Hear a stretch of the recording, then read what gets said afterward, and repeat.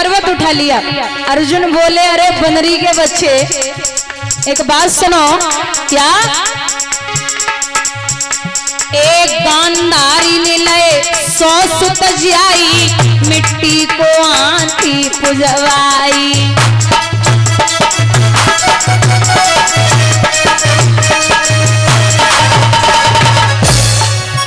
हाँ गांधारी ने लए 100 सुत जाई, मिट्टी को आंधी पुजवाई।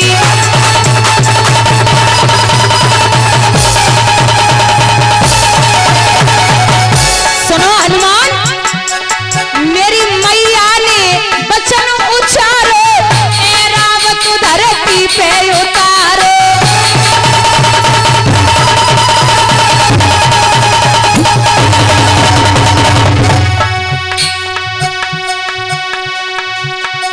बड़ी पवलाचारी है गई पेड़ समुद्र पे वारी जोरा।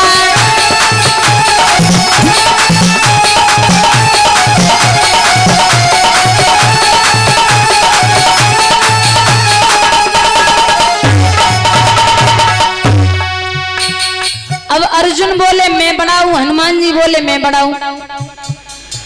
तो बोले अब न मैं त्रेता युग में था तो मैंने देखा भी नहीं, अब एक काम करो, मैं बाणों से पुल बना रहा हूं, अगर आपकी हिम्मत है तो आप तोड़ के दिखा दें। ठीक है। एक बड़ी बड़ी बाण पारथनी मारे, श्वेत समुद्र बनिए अवडारे।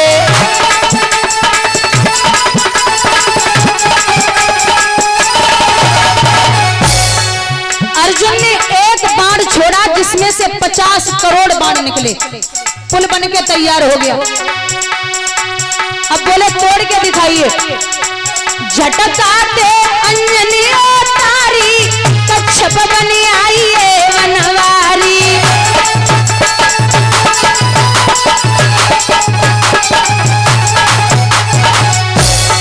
पुल बन के तैयार हुआ। हनुमान जी ने धर के झटका मारा, पुल टूटने लगा।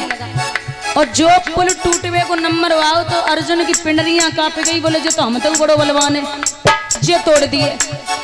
सो भगवान कच्छप बन के पुल के नीचे आए गए और जैसे ही झटका मारा है तो भगवान के मुंह से खून निकल गया।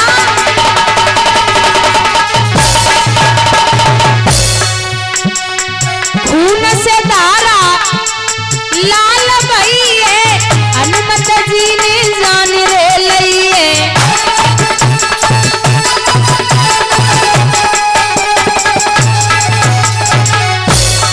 चतुर्भुजी तब रूप बनायो, दो भक्तन को मान बढ़ायो।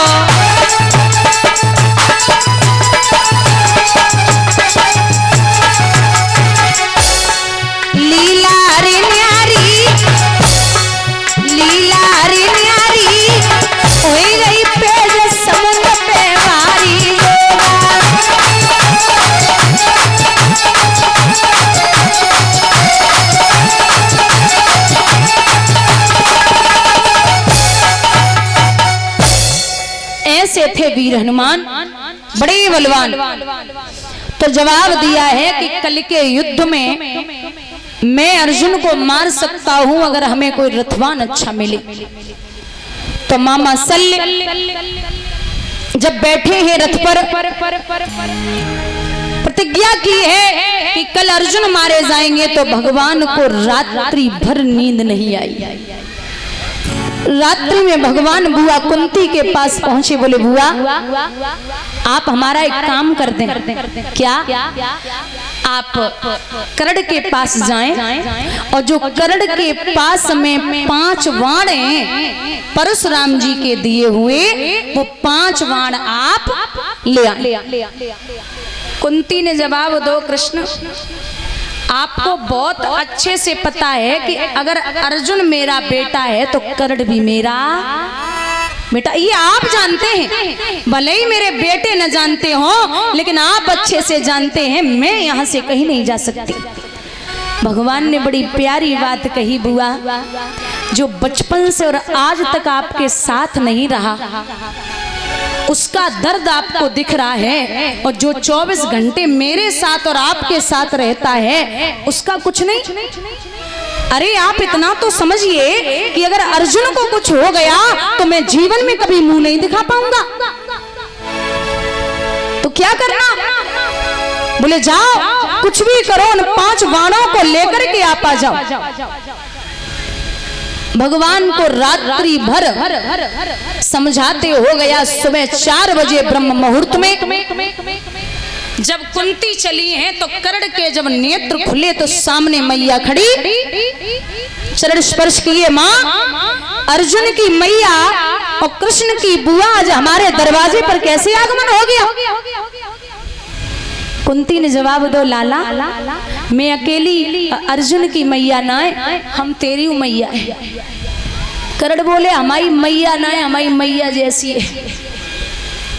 मैया ना है, हमारी मैया जैसी है, तासे बस इतना बता दे कि तू लेने क्या आई है। कुंती बोली लाला एक माँ अपने बेटे के पास मतलब के लिए आई, तू ही बता दे क्या मतलब होगा। जवाब दिया, माँ कृष्ण की बुआ और अर्जुन की मैया हमारे दरवाजे पे बिना मतलब के आए वाली नहीं है, कछु तो बात है। बोले लाला कोई बात ना है, बस इतना कहना चाहती हूँ कि अगर तू जानना चाहता है तो कल जो युद्ध हो उस युद्ध में तू मत जाना। अर्जुन की तरफदारी सुनते ही कर्ण बोले कि माँ जब तक मेरो यहाँ जीवन है गुरुपति का साथ निभाऊंगा, और पर मैया तेरी सेवा में मैं तेरा भी कर्ज चुकाऊंगा।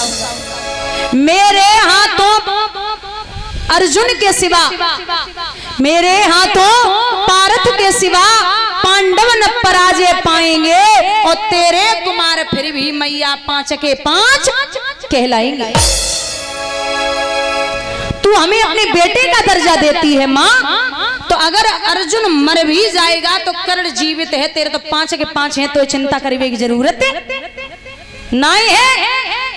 क्या काम है तुझे? आंखों में आंसू लेके मैया कुंती बोली लाला तू कब आवरो है गो?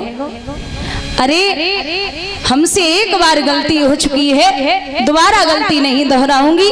लाला तू मेरा ही बेटा है कर्ण, मैंने लोक लाज की वजह से जो हमें मंत्र दिए थे दुर्वासा ऋषि ने वो पहले ही अंजवा लिए, वो सूर्य की कृपा से तू पैदा हुआ। लाला मैंने लोक लाज की वजह से बहा दिया। कर्ण बोले यही तो बात है माँ कि तूने मुझे लोक लाज की वजह से बहा दिया, लेकिन मैंने कौरवों का नमक खाया है तो मैं नमक हरामी नहीं कर सकता। अगर तुझे इतना ही संकोच है तो तू बचपन में ही मेरा गला घोंट के मार देती है, दिन देखने को नहीं मिलता। लेकिन अभी तो जो चाहती है जो भी वो नहीं हो पाएगा। लाला मान जा, नहीं मान सकता।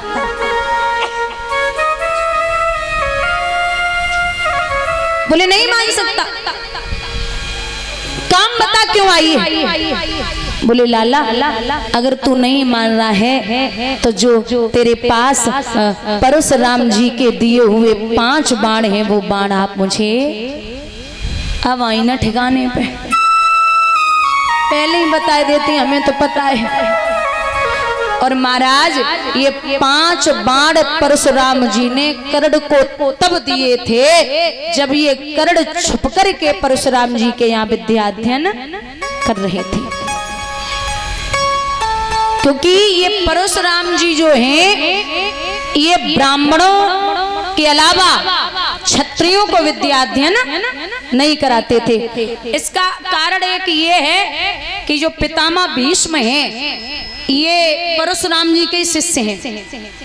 एक समय वो आया कि परशुराम जी को और पितामह भीष्म को युद्ध करना पड़ा, तो युद्ध में पितामह भीष्म ने अपने गुरु परशुराम जी को हरा दिया। अब जब हराया तो अब जब चेला गुरु को हरा दे तो बड़ी शर्म की बात है। विचार किया कि ये क्षत्रिय हैं, ये हमें हरा रहे हैं, आगे चल के अगर कोई 1-2 और शिष्य हो गए यही हालत वो करेंगे। इससे बढ़िया ये है कि मैं क्षत्रियों को विद्याध्ययन नहीं कराऊंगा। तो ये कर्ण छुप करके विद्याध्ययन कर रहा था। एक दिन की बात है बुजुर्गों, कर्ण बैठे हुए थे, अचानक परशुराम जी कहीं से आए और आकर के कर्ण की जंघा पर सर रखा और सो गए। विश्राम करने लगे तो कहीं से एक भमरा आया, उस भमरे ने कर्ण की जंघा को काट लिया। जिस पर सर रखा था उस जंघा को काटा। अब जब भमरा काटेगा तो दर्द भी बढ़ेगा और रक्त भी निकला। तो कर्ण ने विचार किया कि अगर मैंने जंघा को हिला दिया या मुंह से आवाज निकाल दी तो गुरुदेव के नेत्र खुल जाएंगे, ये बहुत पाप है। तो कर्ण दर्द सहते रहे। अब कब तक सहे? रक्त बहने लगा। 1-2 घंटे बाद जब गुरुदेव के नेत्र खुले तो रक्त देखा बहता हुआ।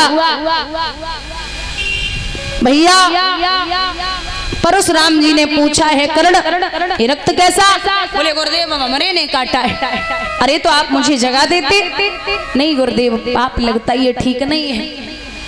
तो चेहरा काफी देर देखते रहे और फिर मुस्कुराए के जवाब दो कि सत्य बोलना कर्ण, तू हमें किसी ब्राह्मण का बेटा नहीं लगता। इतनी सामर्थ, तू हमें ब्राह्मण का बेटा नहीं लग रहा।